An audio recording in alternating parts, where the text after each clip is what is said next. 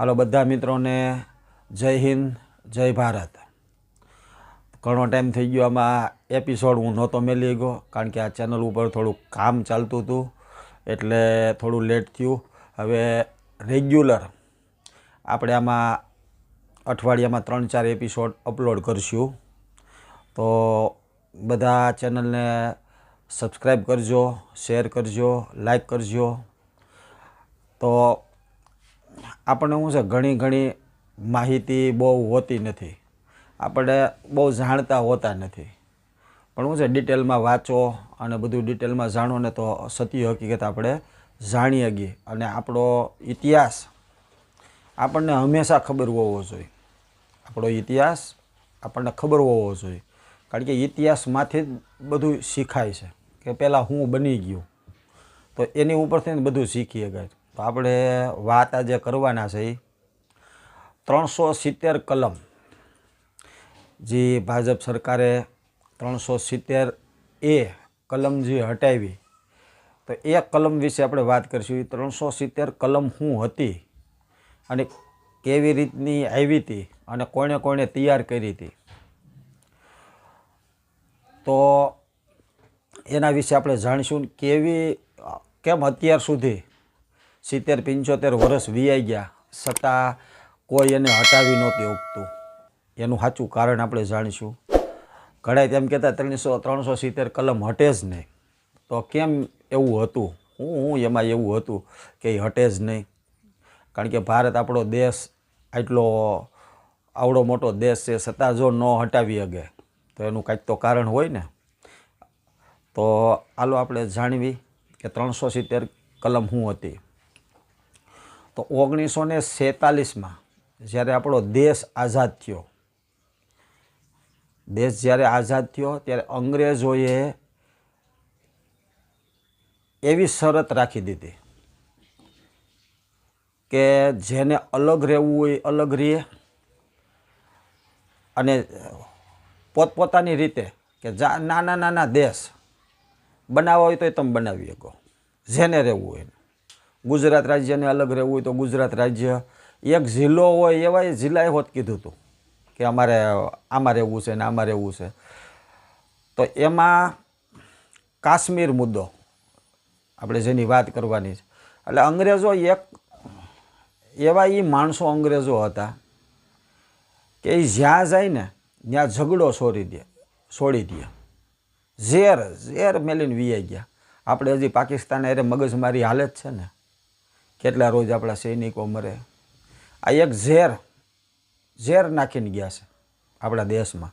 એ જ્યાં જઈને બધી એવું જ એણે કર્યું છે, એટલે હું આપણે લડતા રહીને આપણે કોઈ દી આગળ આવી નહીં, અને એ બધા આગળ આવતા જાય, આવી બધી નીતિઓ છે ને એના હથિયાર વેચાતા રહીએ, છેલ્લે બધું આ જ એનું આવે બધું। તો 370 કલમ 1947માં જ્યારે આપણો દેશ આઝાદ થયો, ત્યારે હરિસિંહ રાજા હતા કાશ્મીરમાં, એ ડોગરા શાસક હતા, અને ડોગરા શાસકના છેલ્લા વંશજ રાજા હરિસિંહ હતા જમ્મુ અને કાશ્મીરના। તો એનો જે મંત્રી હતો, એનો પ્રધાનમંત્રી, જે રાજાનો પ્રધાનમંત્રી હતો, એનું નામ હતું શેખ અબ્દુલ્લા। તો શેખ અબ્દુલ્લાની નીતિ શું હતી, કારણ કે ઝાઝી જનસંખ્યા ત્યાં હતી મુસ્લિમની, હિન્દુઓ બીજી જનસંખ્યા ઓછી હતી, અને હરિસિંહ રાજા હિન્દુ હતા। તો એની નીતિ એવી હતી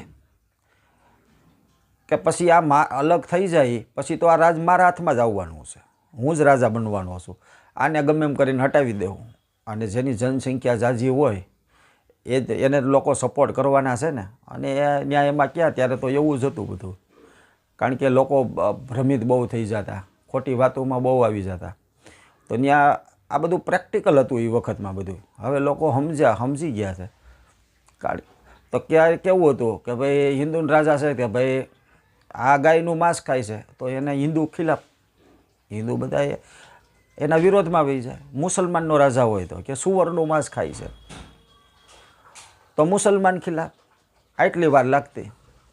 આવું બધા અફવાઓ ફેલાવી દે તો આવું બધું થઈ જતું. એટલે કાંઈ બહુ લાંબુ હતું ને. તો એણે એવી શરત રાખી દીધી કે કાશ્મીર આઝાદ રહે, કાશ્મીર આઝાદ રહે. અને ભારત અને પાકિસ્તાનના ભાગલા પડી ગયા, કાશ્મીર અલગ રહી ગયું. ને એણે લખાણ કરી દીધું. એમાં હું લખાણ આપવું પડતું કે બધું આખું એનું કાગળિયા તૈયાર થાય, બધી સાઈનું થતી કે આ અમારો દેશ છે, બધા વિલય પત્ર બધા દેવા પડે. અને લોર્ડ માઉન્ટ બેટન જે આવ્યા હતા એને બધું સેલા ગવર્નર હતા, આપણે ભારતના સેલા ગવર્નર હતા.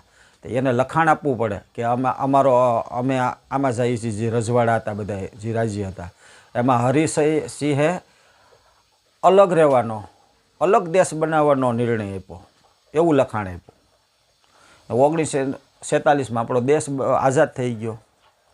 તો કાશ્મીર જે છે, કાશ્મીર ઉપર પાકિસ્તાને હુમલો કરી દીધો. હુમલો કેવો કરી દીધો કે ત્યાં કબાયલીઓ જનજાતિ છે. આપણે કેમ નક્સલવાદી છે એમ ત્યાં કબાયલી છે. તો કબાયલીના વેશમાં ત્યાંની સેના મોકલી દીધી અને કાશ્મીર ઉપર હુમલો કરી દીધો. તો 25-30% જેવું કાશ્મીર ઉપર કબજો કરી લીધો. તો હરિસિંહ રાજા છે એ દોડીને આવ્યા નહેરુ પાસે કે મહારાજ તમે આમાં અમારી મદદ કરો, નકર આગળ બધું ખતમ કરી દે. તો હરિસિંહ રાજા એની પાસે આવ્યા. તો નહેરુ કે મદદ કરી શીખે. તો સરદાર વલ્લભભાઈ પટેલ એ કે ખમો ઘડીક નિરત રાખો. એટલે કે સરદાર પટેલે એવું કીધું કે ભાઈ અમે તને કીધું ભાઈ તું આમાં ભળી જા ભારતમાં, ત્યારે ભાઈ તમે ભળ્યા નહીં ને હવે તમે મદદ માગો છો.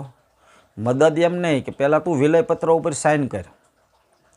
જ્યાં લગી વિલયપત્ર ઉપર સાઇન ન થાય ત્યાં લગી આપણે જે કાંઈ પાકિસ્તાનના સૈનિકો જે આવી ગયા હતા એની ઉપર આપણે હુમલો કરી ન શકીએ. કારણ કે આપણે શું કામ કરીએ કે ભાઈ દેશ તો અલગ હતો, કાશ્મીર અલગ હતું. એ લોકોએ બધું સાઇન સિક્કા કરી લીધા હતા. તો સરદાર વલ્લભભાઈ પટેલ કે એક જ શરત ઉપર અમે તમારી મદદ કરવી કે તમે વિલયપત્ર ઉપર સાઇન કરો કે અમે ભારતમાં ભળી જઈએ છીએ. પછી ત્યાં હરિસિંહ રાજાએ વિલયપત્ર ઉપર સાઇન કરી અને વિલયપત્ર પછી બતાવ્યો લોર્ડ માઉન્ટ બેટન જે કાંઈ ગવર્નરજી હતા એને. તો એને બતાવી અને હવે લોર્ડ માઉન્ટ બેટને કીધું કે હવે આ રાજ્ય તમારું છે, હવે તમે હુમલો કરી શકો. પછી ત્યારે એ વખતમાં જે કાંઈ મોટા મોટા સૈન્યના જે અધિકારી હતા એ ઇંગ્લેન્ડથી ભણીને આવતા હતા. ત્યારે ઇંગ્લેન્ડથી ભણીને આવતા હતા. તો બલુચ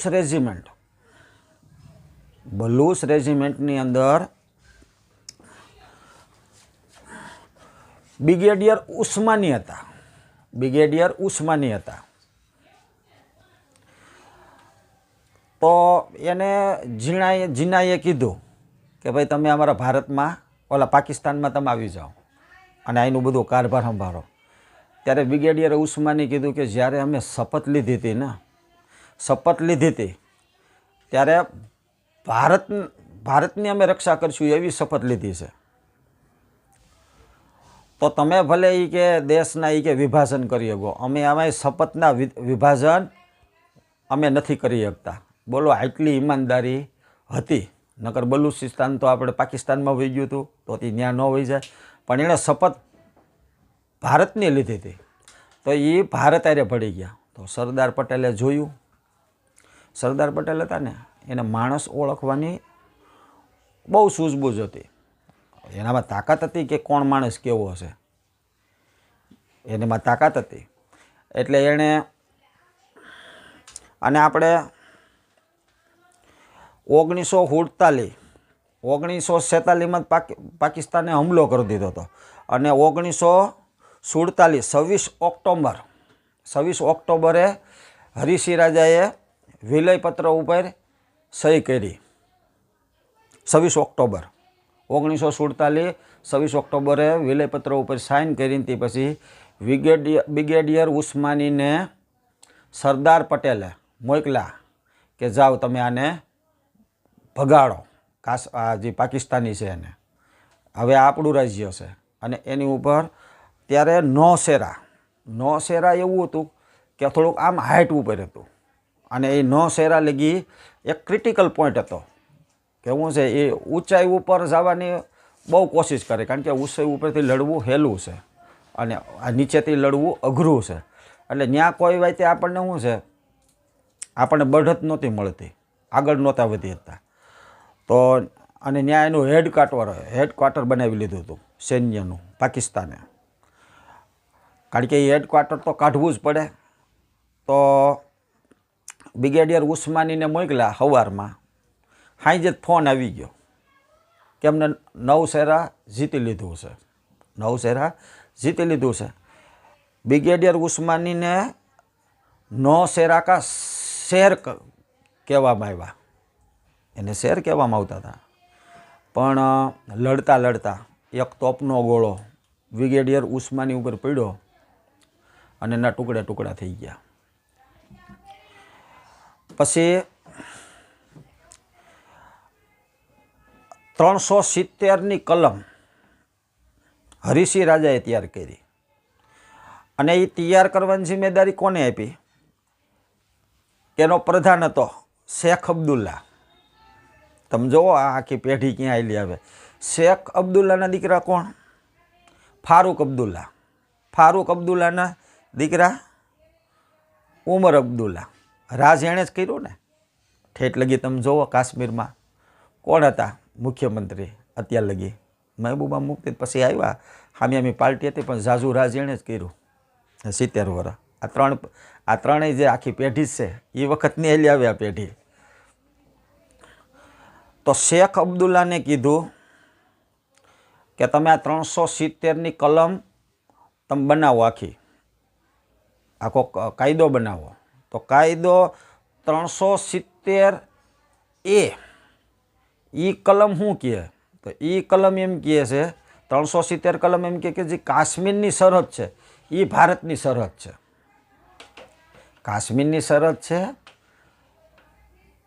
એ ભારતની સરહદ છે. 370 કલમ આપણી એને થઈ હતી. 370 એ કલમ જે હટે તો ભારત આપોઆપ કાશ્મીર ભારતથી છૂટું જ પડી જાય તરત જ. પણ એ કલમ હજી છે. પણ એ કલમની અંદર અમુક એવા કાયદા મેળવવામાં આવ્યા હતા, એવા પ્રાવધાન જોડવામાં આવ્યા હતા. તો એ કાયદા કેવા હતા કે ભારતનું કોઈ પણ સંવિધાન કાશ્મીરમાં લાગુ ન પડે. ભારતનું સંવિધાન, આપણું જે કાંઈ સંવિધાન બાબા સાહેબ ડૉક્ટર આંબેડકરે જે લખ્યું છે ને એ સંવિધાન ત્યાં લાગુ ન પડે. બોલો, એવા ખરાબ કાયદા હતા. બીજું કે રાષ્ટ્રપતિ શાસન લાગુ ન પડે, રાષ્ટ્રપતિ શાસન ન લાગુ પડે. ભારતનો કોઈ પણ માણસ ત્યાં જાય તો પરમાનન્ટલી ત્યાં કાંઈ નિવાસ ન કરી શકે. મતલબ ત્યાં કાંઈ તમે આપ ન કરી શકો. ભારતનો હિસ્સો છે, છતાં આપણે એને ધ્યાન રાખવાનું, બધું કરવાનું, પણ આપણે એમાં કાંઈ પણ દખલઅંદાજી કરી શકીએ નહીં. આપણે ત્યાં જઈને રહી ન ગઈ કહેતા હતા ને ભાઈ, ત્યાં આપણે મકાન ન બનાવી, લગ્ન ન કરી શકીએ.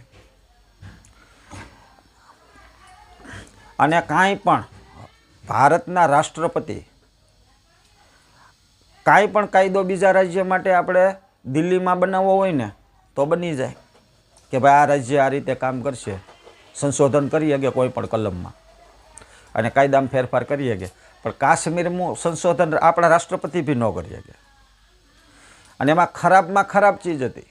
ખરાબમાં ખરાબ જો પ્રાવધાન કોઈ જોડવામાં આવ્યું હોય તો ખરાબ પ્રાવધાન કહીએ તો પાકિસ્તાનની કોઈ પણ છોકરી કાશ્મીરમાં લગ્ન કરે ને તો એને ત્યાં કાશ્મીરની નાગરિકતા મળી જાય. પણ ભારતની કોઈ પણ છોકરી કાશ્મીરમાં લગ્ન કરે તો એને નાગરિકતા નહીં દેવાની. બોલો, આ કેવું દોગલાપન કહેવાય. હરિસિંહનો મગજ ત્યારે ક્યાં હતો?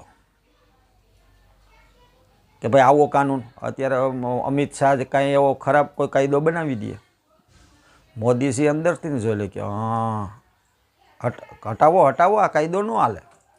તો હરિસિંહને આવું મગજ નહોતું ને કે રાજા હતા, રાજાની તો 10 આંખ હોવી જોઈએ કે હું કાયદો બનાવ્યો છે હું નહીં. તો આવા પ્રાવધાન હતા અને આનો ફેરફાર નહોતો થઈ શકે. કારણ કે તમે આ કાયદા હટાવો કેવી રીતે? સંશોધન જ તમારે કાંઈ પણ કાશ્મીરનું સંશોધન કરવું હોય તો કાશ્મીરની વિધાનસભાને પૂછવું પડે.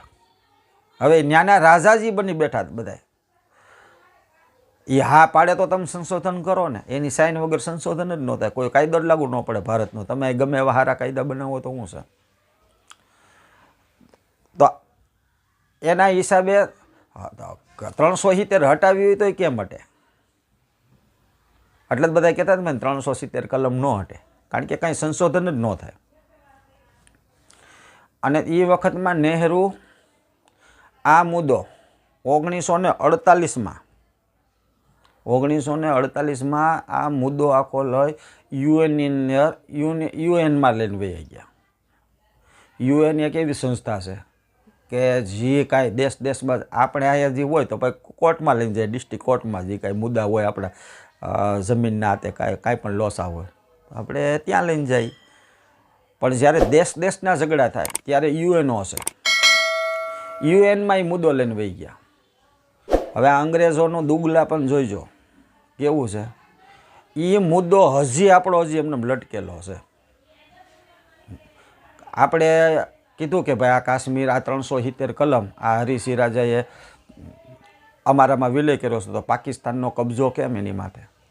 એવું 1948માં કહીને વીઆઈ ગયા, એવી ફરિયાદ કરી. તો આનું દોગલા પણ યુએનનું જુઓ, આ મુદ્દો હજી લટકેલો. એ કે આમ જનમત સંગ્રહ મતદાન કરાવશું કાશ્મીરમાં, કે એને કંઈક. હવે ઓલો રાજા જે વિલયપત્ર ઉપર સાઇન કરીને ગયો છે તોય યુએનઓ એમ કે અમે કાશ્મીરની પ્રજા પાસે મતદાન કરાવશું. એટલે તો ત્યાં પાકિસ્તાન ઓલા કાશ્મીરમાં નારા લાગતા હતા ને, આઝાદી ચાહીએ, આઝાદી ચાહીએ, આઝાદી જોઈ છે. એટલે એવું પાકિસ્તાન એને આગળ કેવડાવતું હતું બધું ભોળપણમાં. એટલે અમે પાકિસ્તાન પાસે જવા માગીએ છીએ, આઝાદી ચાહી છે. એટલે એવું મતદાન થાય ને તો યુએનઓ કહી દે કે હવે આ પાકિસ્તાનમાં. આવી કોશિશ સતત આ હાલી 70, 75, 80 વર્ષ જે થયા. તો ભારતે શું કીધું? સરદાર વલ્લભભાઈ પટેલે શું કીધું? એ કે ભાઈ જનમત તમારે કરાવવો હોય, મતદાન કરાવવું તો આખા ભારતમાં કરાવો, આખા ભારતમાં કરાવો. કે ભાઈ એને ક્યાં રહેવું છે? નહેરુએ પૂછ્યું સરદાર પટેલને કે કેમ કરાવી? કે હા એ કરાવો, કે બધાની કે આપણે જોડી દીધા, એ બધા અહીંયા જ રહેવાના છે. તો સરદાર વલ્લભભાઈ પટેલ કે મતદાન કરાવવું તો આખા ભારતમાં કરાવો ને પાકિસ્તાનમાં કરાવો. પાકિસ્તાનમાં તમારે કરાવવું જોઈએ ને, કે એ ક્યાં રહેવા માગે છે? લાહોર એનું કેમ? કરાચી એનું કેમ? મતદાન તો બધે થવું જોઈએ ને, કારણ કે એક દેશ હતો આપણો.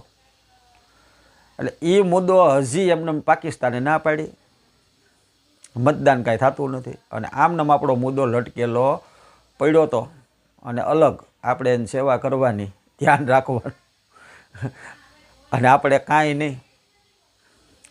તો આવી રીતે, કારણ કે કાશ્મીર બહુ ખૂબસૂરત છે, બહુ મોટો ઇલાકો છે અને હાઇટ ઉપર છે.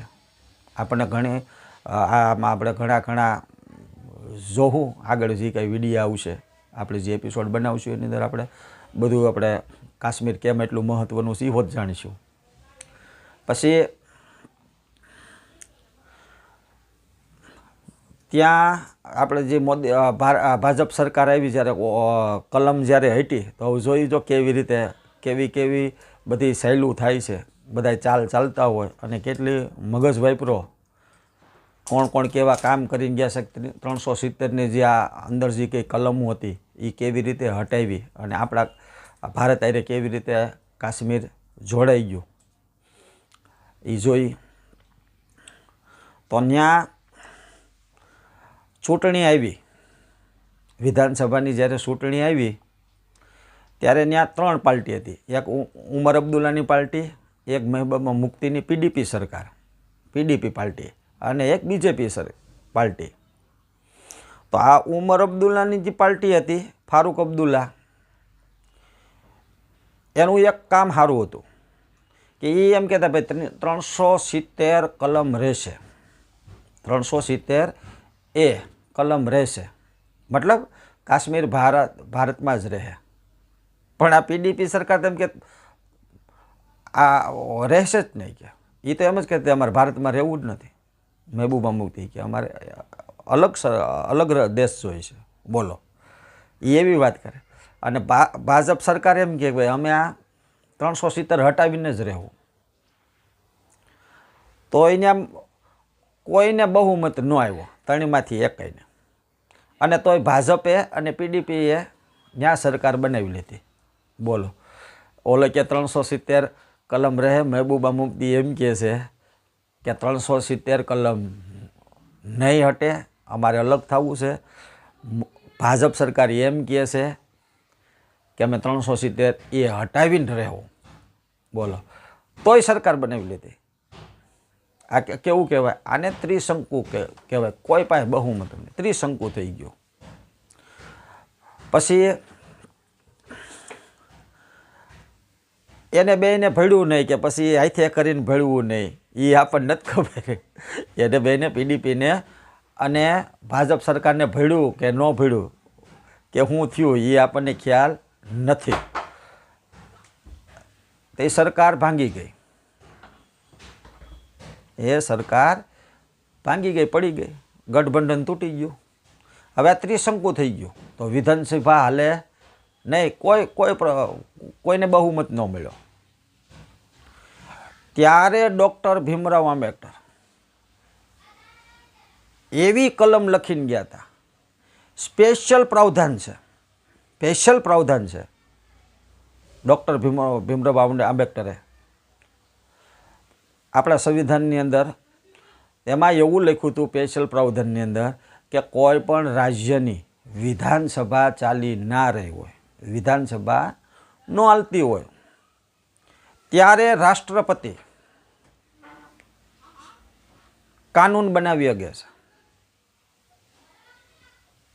ત્યારે રાષ્ટ્રપતિ કાનૂન બનાવે. અને ઓલાઓને ખબર જ નહીં, એને એમ કે આપણને પૂછ્યા વગર કાંઈ નહીં થાય, એ આપણને પૂછ્યા વગર કાંઈ નહીં થાય. ને એવા વેમમાં હતા. જો આ ભણેલા ગણેલા નેતા હોય અને હાવ અભણ નેતા હોય, એમાં બધો ઘણો બહુ ફરક છે. ભણેલા હોય અને અભણ હોય, એમાં ઘણું ઇતિહાસ જેની પાસે હોય, દેશ વિશે કંઈક જાણતા હોય નેતા, તો આ બધું જાણતા હોય કાયદા. તો આપણે જાણતા હશે તો જ આ બધું વિચાર્યું છે ને, આ બધું કર્યું છે ને. સીધું જ વિધાનસભા, રાજ્યસભા, રાષ્ટ્રપતિએ સાઇન કરી દીધી, ખતમ. 370 સંશોધન કરી નાખ્યું હોય, રાષ્ટ્રપતિ શાસન લાગી ગયું તરત.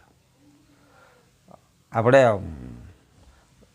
બાબા સાહેબ આંબેડકરને આ એણે કેવા કાયદા લખ્યા હતા, આપણને આ ઠેઠ કાયદો આ કામમાં આવી ગયો. આપણે જો કે લખી કીધું ને ગયા, પણ એનો ઉપયોગ કેમ કરવો, સાચો ઉપયોગ અત્યાર થયો. એટલે આવી રીતે 301 કલમ હેઠી અને ઘણું બધું સારું અત્યારે ત્યાં થઈ રહ્યું છે. અને બહુ બધું ઘણો ફરક પડી ગયો આપણા દેશ માટે, બહુ સારી વાત છે. તો આ વાત અહીં પૂરી થાય છે. અને આવી નવી વાતો સાંભળવા માટે આ ચેનલ જોતા રહો. આમાં હવે રેગ્યુલર આપણે એપિસોડ અપલોડ કરશું. બહુ બધું છે, કેવા ક્રાઇમ થઈ રહ્યા છે, કેવા ઓપરેશનો આપણા ભારત દેશે કર્યા છે, કેવા કોણે કેવા શહીદ થઈ ગયા છે. આપણે બધી આવી રીતે ડિટેલમાં બધી આમાં કહાનીઓ આપણે સાંભળશું. આપણી પાસે આપણે દેશમાં રહી, આપણા દેશનો આપણી પાસે ઇતિહાસ તો હોવો જોઈએ ને, પાકો ઇતિહાસ હોવો જોઈએ, ખોટો નહીં, સાચો ઇતિહાસ હોવો જોઈએ. તો આખા દુનિયામાં શું થઈ રહ્યું છે, આપણે જીવન જીવવા માટે, આગળ વધવા માટે, કારણ કે આપણે શીખી છીએ શેમાંથી, કે ઇતિહાસમાં જ શીખી છે. કાંઈ પણ વસ્તુ શીખવી હોય તો ઇતિહાસમાંથી જ શીખી શકાય છે, કારણ કે એ બધો અનુભવ છે. એ લોકોનો અનુભવ આપણને ડાયરેક્ટ મળી જાય, ખાલી સાંભળી લો, સમજી લો તો સીધું મળી ગયું. એને તો વર્ષો લાગી ગયા અનુભવ કરવામાં, એટલો ટાઈમ બગડ્યો. તમારે અડધી પોણી કલાકની અંદર આપણને અનુભવ મળી જાય. એવા હજારો માણસનો અનુભવ લઈ લ્યો તો આપણું જીવન બહુ સારું બની શકે, બહેતર બની શકે. તો બધા લાઈક કરજો, સબસ્ક્રાઈબ કરજો અને શેર કરજો. તો જય ભારત, જય હિન્દ.